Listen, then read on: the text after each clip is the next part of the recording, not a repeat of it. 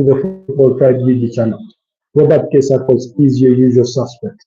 Welcome back from that entertaining fixture at the Gtech Stadium between Brentford and Manchester United that just concluded in a 4-3 victory for Brentford, and as they brighten their chances of pushing for a European place, maybe the UEFA Conference League, who knows where they will land. But at least that's the objective. Allow us to do the usuals, test our audios, and we dive right into that action. It's full time 4-3 at Brentford versus Manchester United there. So, beautiful game of football, quite very entertaining. I did enjoy it really much. I didn't manage to catch the game between Newcastle and Brighton and Oval, but I managed to follow affairs between London Derby of West Ham and Tottenham Hotspurs. So anyways, it finished 4-3, and Manchester United will be hoping that come Thursday next week, they do not concede as many as 4 that they've just conceded in this particular game. And start with their best 11 that there is at their disposal, because we had Andre Onana out of the matchday squad, well rested. Bruno Fernandes didn't even come on. Well, Harry Maguire had to come in, unfortunately, following Matthias De Ligt getting injured, and he was brought on. Then Lenny Yoro was brought on in the second half also to try and cover up those defensive holes that Brentford look to capitalize on in that Manchester United backline. But it finished 4-3 for Brentford versus Manchester United. While in the other game, Brighton and Hove Albion did share the spoils with Newcastle in a 1-1 draw, just as much as what we had witnessed between West Ham United and Tottenham Hotspurs. Mason Mount did open the scoring for Manchester United in the 14th minute with Alejandro Garnacho, who actually was the best player on the Manchester United side for me, providing the assist for that one. But in the 27th minute, Alexio was forced into an own goal as Brentford restored a parity there. In the 33rd minute, Kevin Shedd did a score to make it 2-1. Brilliant goal there, while Christian Nogat was a provider for the assist. So it was 2-1 at halftime. And then Kevin Shedd in the 70th minute did score another to make it a 3-1 for the home side, while Johan Bisa in the 74th minute there did a score to make it 4-1. So welcome back to the channel. Robert Kesakos is your usual suspect. We are speaking Manchester United versus Brentford that finished 4-3 there. When that fourth goal, if you're just joining us, kindly like the broadcast, kindly subscribe if you're new to the channel, and do let me know where you're tuning in from. Do let me know if you're a football fan, and if you saw a football fan, what team do you support, where.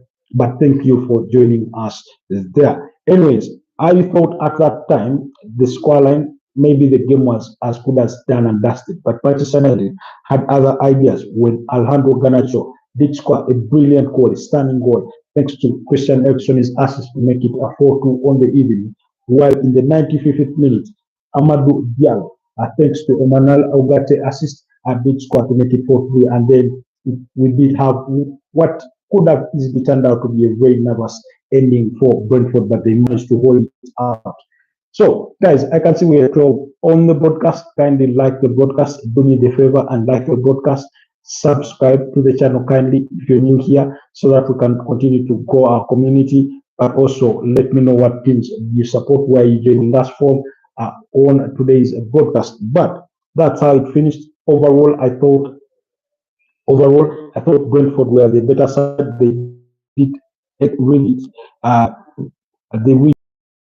exploit their chances to great effect, while Manchester United on an equally good performance. Had it not been for their defensive inefficiencies, perhaps the result could have been much different. But do let me know what you made of that performance. So if you're just joining us, do let me know where you're joining us from, not what your name is, but if you're a football fan, where you're joining us from, what team do you support, and like the broadcast, also do subscribe. If you are new to the channel, at Footballtribeug UG is where you've just tuned on to, and we are reviewing that action from the Premier League that kicked off at 10 p.m. With Wigan. West Ham they are involved in a 1-1 draw. With Tottenham Hotspurs. I can see Lizzie says, hi, I will subscribe. Thank you so much, Lizzie. I much appreciated. What team do you support? Kindly let me know, and where are you joining us from? I'll be much obliged. And if you do have any questions, do not forget to put them down in the comment section. Still speaking Manchester United, a little bit away from the game, they are interested in signing Ran Chaki, that's from Lyon, the left-footed winger / attacking forward, very brilliant player. In Brancheki, I think he has as many as 10 assists so far this season, as well as about 8 goals in the French League One. But they are also monitoring a player called Alex Baina there at Villarreal. He's also a left-footed attacking midfielder / winger who they are also interested in signing. He has 8 assists so far this year. They are in monitoring that situation. But remember, they are also Matthias Cunha from, and then of course they are also interested in signing Liam Delap. But if today's performance is anything to go by, I thought Manchester United were really good given so many changes that they had to make in their starting 11. We saw Chido Martin Obi start that game, although I thought he lacked the provision that he would have needed. He didn't have a good game overall. I thought Alejandro Garnacho was good. Mason Mount was good on the day, given how long he had been out of playing before the return that he did make today. So quite brilliant there and commendable. Overall, United had a 53% possession, while Brentford settled for a 49% there, according to live score statistics. If you do find anything that is a variation of that, do not be surprised. But again, I thought, Brentford 5 shots on target, just as much as Manchester United, 4 shots off target for Brentford, and just 2 for Man United. 7 blocked shots for Manchester United, and only 2 for Brentford. So clearly, that's a tale of a bit of a fair game. I think the scoreline is commensurate to the final result that we did get. You thought that the home side really did edge it over the visitors, but there's a lot of homework to be done. They're unfortunate for them that they did lose Matthias de Ligt there, and it was unfortunate for Luke Shaw to concede that own goal. Altai Bondia, I thought, could have done a bit much more, but also on the other side, Mark Flaque will be disappointed in his defenders because they could have done a little more to put in some blocks for some of the goals they conceded, especially that last goal that he did concede, the ball going through in between his legs by Amadou Diallo. So a brilliant performance there on the day. In the other game between Newcastle and Brighton and Hove Albion, it was Yakuba Minte who did score to put the home side in the lead. That was in the 26th minute, while Newcastle needed a late penalty in the 89th minute that was converted by none other than Alexander Isak, who put his personal tally to 23 Premier League goals this season, as the two sides shared the spoils in a 1-1 draw. So it was another beautiful game of football. In the affairs of the London Derby, West Ham there needed a Gerard Bowen equalizer to restore parity because they had already fallen to a Wilson Odegaard 15-minute goal, but that goal coming in the 28th minute for Gerard Bowen, squeezing the ball in a tight angle. I think it was Aaron Wan-Bissaka who did provide the assist there for Gerard Bowen, while Matthias Tel did provide the goal at the opening goal of the fixture. That was for Wilson Odegaard for Tottenham. And when that goal went in for Gerard Bowen, for the equalizer, you could see Ange Postecoglou, that's the Tottenham Hotspur manager, shake his head in disappointment of the manner in which they considered. He thought, I think they had given too much space to Aaron Wan-Bissaka to play Gerard Bowen through down that flank. But anyways, that's how it did finish. But we do have another fixture that gets underway in just a couple of minutes from now. Slightly under 20 minutes, we do get into that fixture between Chelsea and Liverpool, Chelsea being the home side. So let's get to know the starting 11s for the two sides because they are already out. What's the team news ahead of that crucial game for Chelsea in their pursuit for a finish in the top 5 to qualify for next season's UEFA Champions League? So in goal, Chelsea do have Robert Sanchez. They do have Moises Caicedo in their back line. Now this is quite new. Moises Caicedo starting at right back, while Marco Cucurella is at left back. Trevor Chalobah and Levi Colwill are in the centre back pairing, while Enzo Fernandez and Rom Lavia do form the double pivot in midfield. Ahead of them is Cole Palmer, Noni Madueke, and Pedro Neto, with Nicholas Jackson leading the lines. That's the start 11 for Chelsea. On the bench, they do have Phil Jurgenson, they do have Tosin Aderabio, who started in their game against Dragion in the UEFA Conference League semi-finals. Benotti Badiashile was his partner in that 4-1 victory, and then Rachel James did start in midfield in that game. Malo Gusto, as well as Joshua Achepong, also in here. Keenan Brisbane Hall also did start that game, as well as Kenan Sancho, all on the bench today, as well as Tariq George, who led the line in that game against Brentford in that game against Jagaden in the semi-finals of the UEFA Conference League. Of course, Chelsea do have their injury concerns that are absent for today's particular fixture in Christopher Nkunku, Wesley Fofana, Makwei, Mikhailo Modric, as well as Kellyman. On the side of Liverpool, they do have Alisson Ramsey Becker in goal. They do have Constant Timikas, Virgil van Dijk, Quencha, as well as Alexander Trent-Arnold in that back four. It's Wataru Endo and Curtis Jones in the midfield pairing, while Cody Gakpo, Harvey Elliott, Mohamed Salah, and Diego Jota do lead the affairs up front. Of course, you can see that Arne Slot has equally rotated his squad, resting the likes of Ibrahim Konate, resting the likes of Luis Diaz. Federico Chiesa is also the bench as Darwin Nunes, but that's no surprise. But Alexis McAllister and Dominic Soboslai being on the bench is also a new one, especially given the size of this fixture in terms of historical affair. Then Conor Bradley and Andy Robertson are equally on the bench, as well as Keller for the Liverpool bench. Their only injury concerns are Joe Gomez and Morton, who has a shoulder injury. But do let me know what your predictions are. Of course, Chelsea have won their last two fixtures.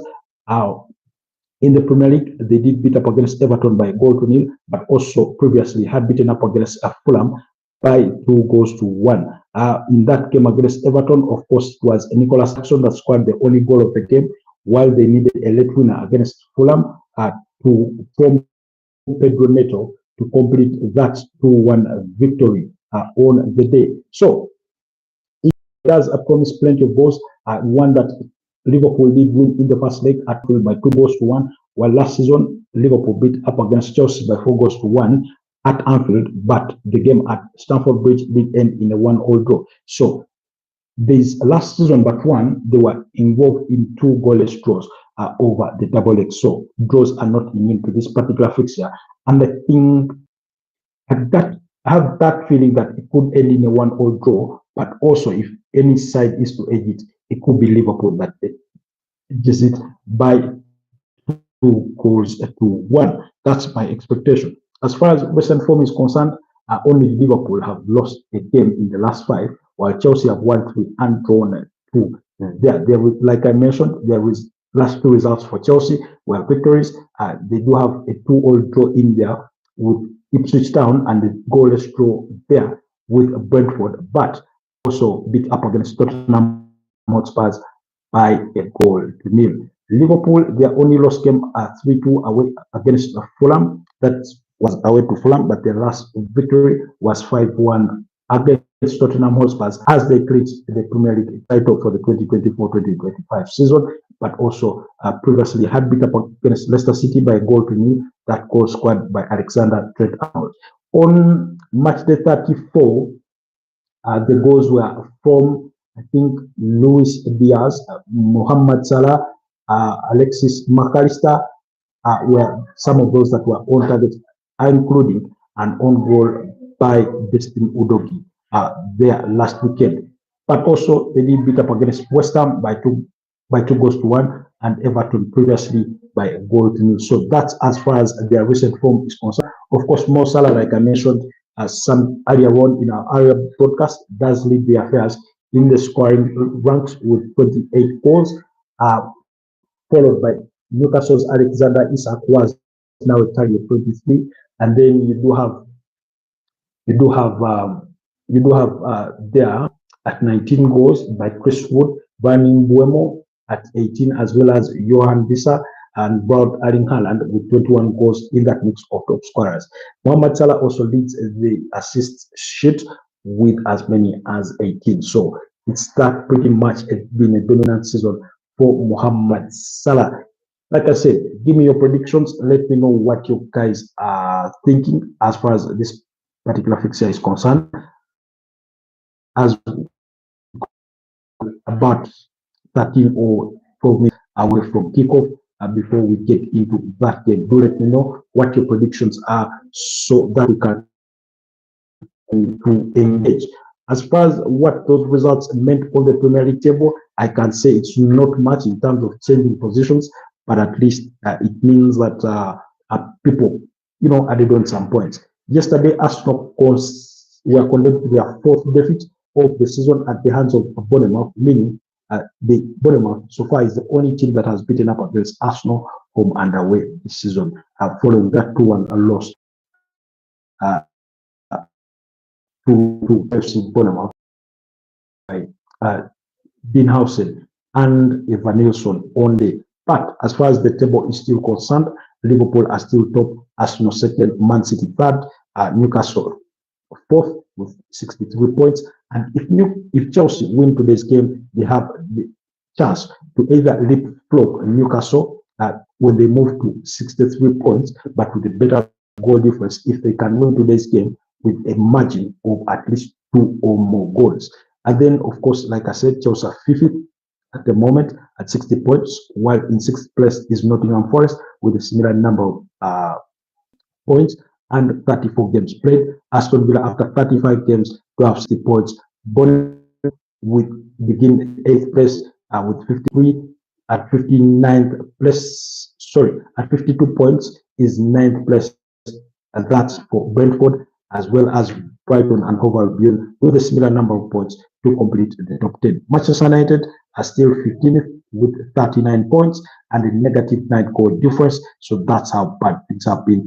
Tottenham Hotspurs remain still 16th, as well as West Ham United, who remain 17th on the Premier League table. And we all know that Southampton, Ipswich Town, and Leicester City have all since been relegated. So that's no news.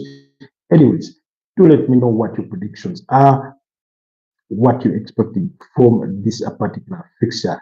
In the Spanish La Liga, Real Madrid have just beaten up against Celta Vigo by 3 goals to 2 to sort of keep a light on their title hopes, because entering this weekend is match day.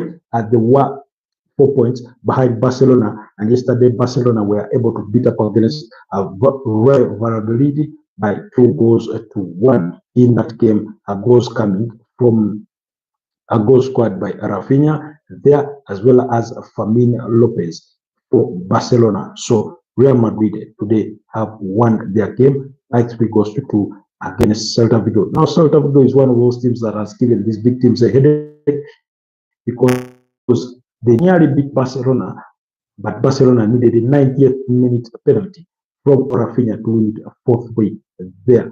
And today it was Adagula on target for Real Madrid in the 33rd minute, as well as Kylian Mbappe 6 minutes later, with Lucas Vazquez and Kylian Mbappe providing the assists, with Lucas Vazquez and Jude Bellingham providing the assists to Adagula and Kylian Mbappe respectively. And then, so it was 2-0 at halftime. So Kylian Mbappe did complete a press in the 48th minute, thanks to Adagula's assist. By the way, Arsenal is one of those clubs that are interested in taking Adagula at least on but Real Madrid will wait to appoint a new manager when Carlo Ancelotti finally parts before making decisions on player sales and loans. But Arsenal are also being linked with a move to Real Madrid's Brazilian star in Rodrigo Goes, who is valued at about 100 million euros. That's about 85 or 86 million pounds. So that's the information seeping in through. But it is also reported that Real Madrid say that William Saliba is their priority centre-back signing that they will be interested in signing.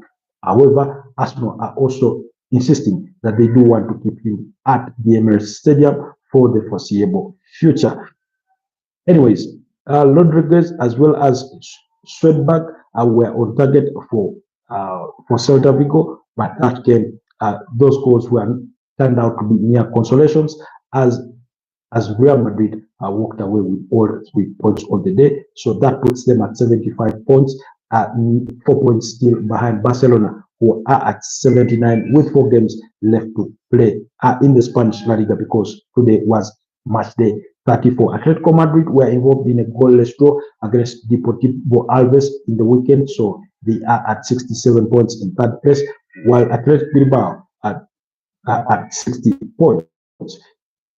It goes without saying that the Athletic Bilbao are up against Real Sociedad later on today at 10 p.m. So that fixture will be coming, but on Thursday they will be at Old Trafford in the reverse fixture of the semi-finals of the UEFA Europa League, having lost the first leg by 3 goals to nil. So that's the update of things. I do not think there's much to pick up on in the Italian Serie A, but Empoli have just lost to Lazio, beating them by a goal to nil, while Atlanta beat Monza by 4 goals to nil. Up next at 7 p.m. is AS Roma against Fiorentina, while Bologna will be up against Juventus at 9:45 p.m. Now, that's a very, very interesting fixture between Bologna and Juventus. Remember, last season, Bologna were under the charges of Thiago Motta, who left to join Juventus and was sacked before even the season ended. Now, Juventus are 5th on the Serie A table with 62 points, while Bologna are 6th on the table with 61 points. So there's motivation still to pursue European football for the two sides, because Lazio, who is in 4th place, is only a point above Juventus and only 2 above Bologna. So whoever wins today's fixture could easily leapfrog Lazio in that place. If Juventus are able to secure a draw, they will leapfrog Lazio on a better goal difference. But like I said yesterday, it is still Napoli at the summit of the Italian Serie A with 3 games left to play, while Inter Milan lag on behind with 3 points, just 3 points behind the leaders. Atlanta are further down in third place at 68 points. That's for the update in the Italian Serie A, for those of you that do care to know these things. Anyways, allow me to wrap it here and wish you guys an enjoyable fixture between Chelsea and Liverpool that does get underway very soon. Let's catch up, possibly, if time allows us, at halftime and at full time. But at least in one of the 2 occasions, be sure we'll be live for another broadcast. But stay blessed for now. Bye-bye.